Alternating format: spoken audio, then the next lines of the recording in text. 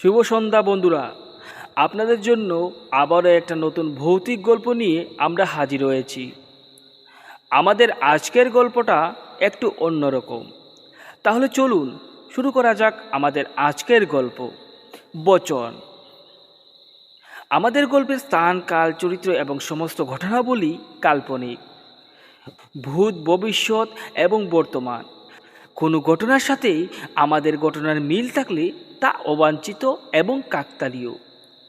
আমাদের গল্প তৈরির আসল উদ্দেশ্য হচ্ছে আপনাদের বিনোদন দেওয়া। তো বন্ধুরা, চলুন আর দেরি না করি শোনা যাক আমাদের আজকের গল্প, বচন বচন বচন। কাজল ও সুমন কলেজ পড়ুয়া দুই ছাত্র, সবে উচ্চ মাধ্যমিক পাশ করে কলেজে ভর্তি হয়। তাদের প্রথম দেখা বাংলা অনার্সের ক্লাসে। তারা দুজনেই কথা বলার জন্য অনেক সুযোগ খোঁজে, তবে তাদের মধ্যে কেউ সামনে এগিয়ে আসে না। কাজলের এক বান্ধবী, যার নাম সঙ্গী, সে অবশেষে সুমনের কাছে কাজলের প্রেমের প্রস্তাবটা নিয়ে দেয়। এরপর থেকেই সুমন আর কাজলের মধ্যে প্রেমের সম্পর্কটা শুরু হয়। দেখতে না দেখতেই তাদের প্রেমের সম্পর্কটা 3টা বছরে পা দেয়। তারা প্রেমে এতটাই হাবুডুবু খাচ্ছিল যে তারা এই সময়টা বুঝতেই পারেনি। কলেজও শেষের পথে এসে গেছে। ইতিমধ্যেই কাজলের বড় ভাই সুমনের সাথে কাজলকে একদিন দেখে ফেলে, যখন তারা দুজন বাইকে করে ঘুরছিল। তখন সুমনের দাদা প্রচণ্ড রেগে যায় এবং কাজল বাড়িতে যাওয়ার পর তার দাদা, দেখো মা, তাকে তোমরা পাঠিয়েছ কলেজে পড়াশোনা করার জন্য। তুই দেখো সে কলেজে গিয়ে কি করছে, অন্য একটা ছেলের সাথে বাইকে করে ঘুরে বেড়াচ্ছে। আজই দেখলাম তারা দুজনকে। তার দাদার এইসব কথা শুনে কাজল চুপ করে জায়গাতেই দাঁড়িয়ে রইল এবং শুনতে শুনতে তারও এক সময় রাগ হয়ে যায় এবং সেও লুকোচুরি না করে সমস্ত কথা খুলে বলে দেয়। হ্যাঁ, আমি সুমন নামের ছেলেটিকে ভালোবাসি আর তার সাথেই আমি পুরো জীবনটা কাটাতে চাই। এই কথাটা শেষ করতে না করতেই সজোরে একটা চড় মারে কাজলের বড় দাদা। অপদার্থ, আমরা ঠিক করব তুই কার সাথে থাকবি আর কার সাথে জীবন কাটাবি। মা, আজ থেকে কাজলে কলেজ যাওয়া বন্ধ। আজ থেকে ও বাড়ির থাকবে। ও বড় ভাইয়ের এরূপ কথা শুনে সে সেখান থেকে চলে যায় এবং ঘরে গিয়ে কাঁদতে থাকে। ওভাবেই 2 দিন কেটে যায়। ওদিকে সুমন বেকুল হয়ে পড়ে কাজলের সাথে দেখা না করতে পেরে। শেষে সুমন কাজলের বান্ধবী সঙ্গীকে জিজ্ঞেস করে, সঙ্গী, কাজলের কি হয়েছে? ওর সাথে 3-4 দিন ধরে কোনো যোগাযোগই নেই, আর কথাও হচ্ছে না। কি হয়েছে তার? আর সে কলেজেও আসছে না কেন? তুই কি জানিস তার বিষয়ে কিছু? উত্তরে সঙ্গী বলে। তুমি কি কিছু জানো না? তখন সুমন বলে ওঠে, না, আমি তো তার বিষয়ে কিছুই জানি না। কি হয়েছে তার? সঙ্গী বলতে শুরু করে, কাজলের দাদা তোমাদের দুজনের বিষয়ে সব কিছুই জেনে গেছে এবং শুনেছি ওকে নাকি অন্য কোথাও বিয়ে দেওয়ারও প্ল্যান চলছে। সঙ্গীর মুখের এইসব কথা শুনে সুমনের প্রচণ্ড রাগ হয় এবং সজোরে সে ক্লাসের দেওয়ালে একটা আঘাত করে। সঙ্গী, আমি কাজলকে ছাড়া বাঁচতে পারবো না। আমি কাজলকে অনেক ভালোবাসি, অনেক ভালোবাসি সঙ্গী। আর কাজলকে কারো আমি হতেও দেব না। তার জন্য আমাকে যে পথ অবলম্বন করতে হয় আমি সেই পথ অবলম্বন করব, কিন্তু আমি কাজলকে অন্য কারো হাতে তুলে দেব না। তৎক্ষণাৎ সঙ্গী আর সুমন দুজনেই মিলে একটা প্ল্যান করতে শুরু করে কিভাবে কাজলকে ঘর থেকে বের করে নিয়ে আসা যায় এবং তারা কোথায় পালিয়ে যাবে। এই সমস্ত কিছু প্ল্যান করে অবশেষে স্থির করে কাজলকে তার বান্ধবী তার ঘর থেকে নিয়ে আসবে, স্যারের বাড়িতে নিমন্ত্রণ খেতে যাবে বলে। আর মাঝপথে সুমন তাদের অপেক্ষা করবে এবং সেখানেই তাদের দু হাত এক করিয়ে দেবে সঙ্গী। এমনটাই প্ল্যান হয়। সেদিন বিকেলবেলায় সঙ্গী কাজলের বাড়ি যায় এবং তাদের প্ল্যানের বিষয়ে সমস্ত কিছু তাকে বলে। ঠিক এর 3 দিন পর প্ল্যান মতো সঙ্গী কাজলকে ঘর থেকে বের করে নিয়ে আসে এবং মাঝপথেই সুমনের সাথে কাজলকে মিল করিয়ে দেয় এবং তারা দুজনই এই শহর ছেড়ে অন্য এক শহরে চলে যায়। ওদিকে কাজল ঘরে ফিরছিল না বলেই সঙ্গীর বাড়িতে কাজলের বাড়ির লোক যায় এবং সেখানে গিয়ে সঙ্গীকে চাপ দিতেই সঙ্গী সমস্ত ঘটনাটা খুলে বলে দেয় তাদের। তারপর সঙ্গীর বাড়িতে প্রচণ্ড ঝামেলা বাঁধে। কাজলের বড় ভাই এবার প্রচণ্ড রেগে যায় এবং রেগে গিয়ে বলে, কাজল আর ওই ছেলেটা যেখানেই থাকুক না কেন, আমি ওদের খুঁজে বার করব এবং ওদেরকে আমি সেখানেই শেষ করে দেব। মা, আজ থেকে কাজল নামে কোনো মেয়ে তোমার নেই। ও আমাদের জন্য মরে গেছে। ওদিকে সুমন আর কাজল নতুন সংসার পেতেছে। তাদের ভালোবাসাটা পূর্ণতা পেয়েছে। সুমনও নতুন শহরে একটা কাজের জোগাড় করতে পেরেছে। সব মিলিয়ে তাদের জীবনটা খুব সুখে কাটছিল এবং দেখতে না দেখতেই 1টা বছর পার হয়ে যায় এবং তাদের ঘর আলো করে তাদের একটা ছেলে সন্তান জন্ম নেয়। সময়ের সাথে সাথে কাজলের পরিবারের রাগও জল হয়ে আসে। তবে এই রাগ শেষ হতে প্রায় 5 বছর সময় লেগে যায়। তাদের মধ্যে আর কোনো মনোমালিন্য নেই। দেখতে না দেখতেই কাজলের ছেলেটাও 7 বছরে পা দেয়। একবার পরীক্ষা শেষ করে কাজলের ছেলে বায়না ধরে দাদুর বাড়িতে যাবে। তাই কাজল তার বাবাকে ফোন দেয় এবং বলে যে তার ছেলেকে কিছুদিনের জন্য ওখানে নিয়ে যেতে। তার বাবাও তার ফোনের কথা মতো সেই কাজটাই করেন।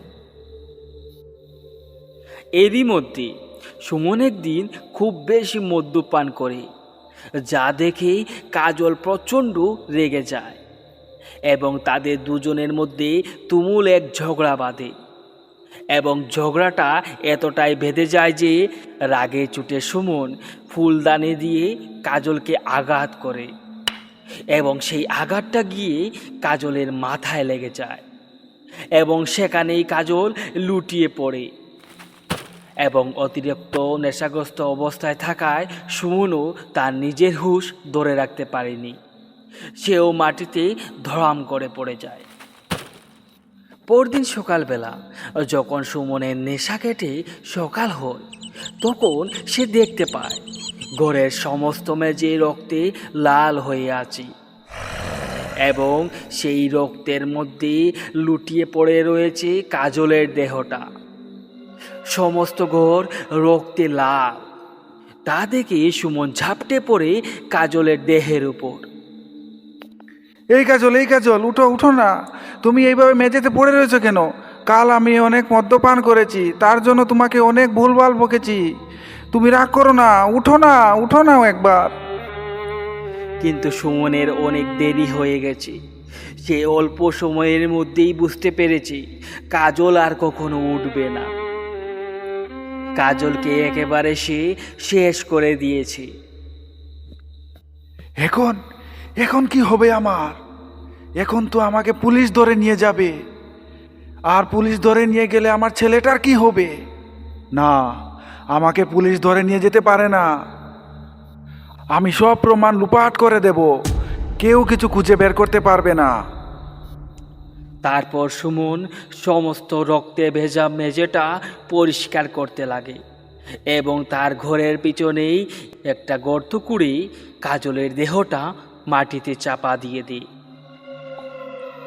এবং সে সিদ্ধান্ত করে কেউ যদি তার স্ত্রীর কথা জিজ্ঞেস করে তাহলে সে বলবে যে সে অন্য কারোর সাথে পালিয়ে গেছে। কিন্তু সব সমস্যার সমাধান করলেও একটা সমস্যার সমাধান সে করতে পারছে না। তার ছেলেকে সে কী জবাব দিবে? তার মা কোথায়? এইভাবেই 10-12 দিন কেটে যায়। সুমনের শ্বশুরমশাই তার ছেলেকে নিয়ে তার বাড়িতে আসেন এবং সুমনকে উনার মেয়ের কথা জিজ্ঞেস করলে তখন সুমন বলে ওঠে, আপনার মেয়ে অন্য একটা ছেলের সাথে পালিয়ে গেছে। আপনার মেয়ের চরিত্র এতটাই খারাপ আমার আগে জানা ছিল না, না হলে আপনার মেয়েকে আমি কখনোই বিয়ে করতাম না।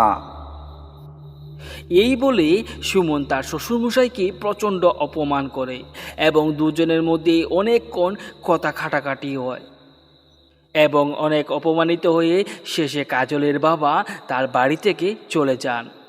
তবে ওনার মনে একটা সন্দেহ রয়েই গেছে, ওনার মেয়ে কোথায় চলে গেল। আর সুমন স্বস্তির নিঃশ্বাস ফেলে। উহ, একটা আপদ তো বিদায় করতে পেরেছি, কিন্তু আমার ছেলেটাকে কি জবাব দেব? তার মা কোথায়?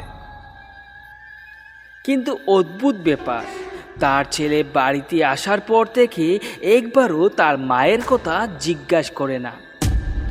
সকালে স্কুলে যায় এবং স্কুল থেকে ফিরেই ঘরে এসে সে দরজা বন্ধ করে এবং নিজের মধ্যেই খুব আনন্দ উল্লাসে খেলা করতে থাকে এবং সে খুব অদ্ভুতভাবে হাসতে থাকে। এমনটা সে আগে কখনো করেনি। তবে সুমন মনে মনে ভাবে, যে ছেলেটা তার মাকে ছাড়া এক মুহূর্ত থাকতে পারে না, সেই ছেলে আজ 2 দিন ধরেই এই একইভাবেই ঘরে এসে খেলা করছে এবং তার মায়ের কথা জিজ্ঞেস করছে না। হয়তো আমার ছেলেটা তার মায়ের কথা ভুলেই গেছে। যাই হোক, যা হয়েছে ভালোই হয়েছে। আরও একটু অদ্ভুত কাণ্ড সুমনের সাথে ঘটে চলেছে।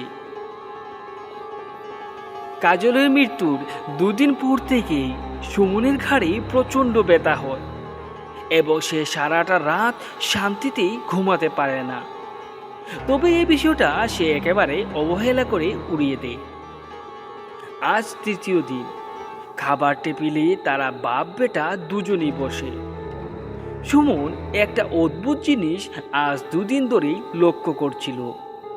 তার ছেলে খাবার টেবিলে রোজ বসে তার দিকে তাকিয়ে শুধু হাসতে থাকে। আজও সে একই কাণ্ড করছে। সুমন আজ তার ছেলেকে জিজ্ঞাসা করেই ফেলে, কি হয়েছে বাবা? আজ 2 দিন ধরে আমি লক্ষ্য করছি, খাওয়ার টেবিলে বসে তুমি আমার দিকে চেয়ে চেয়ে শুধু হাসছো। কেন এইভাবে হাসছো? তখন তার ছেলে হাসতে হাসতে বলে, বাবা, তুমি রোজ সন্ধ্যাবেলা মাকে ঘাড়ে বসিয়ে রাখো কেন? ছেলের এই কথা শুনে সুমন লাফিয়ে খাবার টেবিল থেকে উঠে দাঁড়ায়। কোথায় কোথায় তোমার মা? কোথায়? ওই যে তোমার কাঁধে। ছেলের এই কথা শুনে সে দৌড়ে ছেলের কাছ থেকে দূরে সরে যায় আর তৎক্ষণাৎ ছেলের সুরও পাল্টে যায়। তার শরীরে তার স্ত্রীর আত্মা প্রবেশ করে। আমি তোমার গাড়ি রোজ বসে থাকি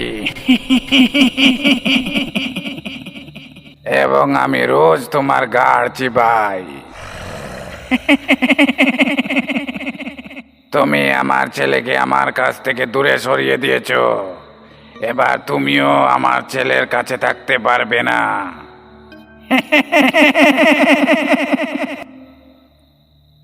এই বলেই সুমনের ছেলের শরীরে প্রবেশ করা তার স্ত্রীর আত্মা তার উপর আক্রমণ করে। ইতিমধ্যেই কাজলের বাবা তার বাড়িতে পুলিশ নিয়ে হাজির হয় এবং সুমনের ছেলের শরীরে প্রবেশ করা তার স্ত্রীর আত্মা সমস্ত বয়ান দেয় এবং তার ঘরের পিছনে গর্তটা করে তার দেহটাও পাওয়া যায়। সুমনের স্ত্রীর শেষ ইচ্ছে ছিল তার দেহটার যেন সৎকার করা হয়, তাতেই তার আত্মার মুক্তি হবে এবং শেষবারের মতো তার বাবার কাছে সে ক্ষমা চায়।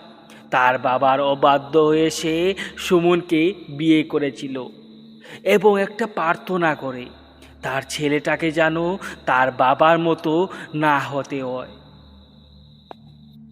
এই বলেই কাজলের আত্মা তার ছেলের শরীর থেকে সরে যায়। আপনারা এতক্ষণ শুনছিলেন আমাদের আজকের গল্প বচন। গল্পটা আপনাদের ভালো লাগলে অবশ্যই আমাদের ভিডিওটিকে লাইক এবং চ্যানেলটিকে সাবস্ক্রাইব করে যেতে ভুলবেন না। দেখা হচ্ছে আবারও কোনো নতুন ভৌতিক গল্পে।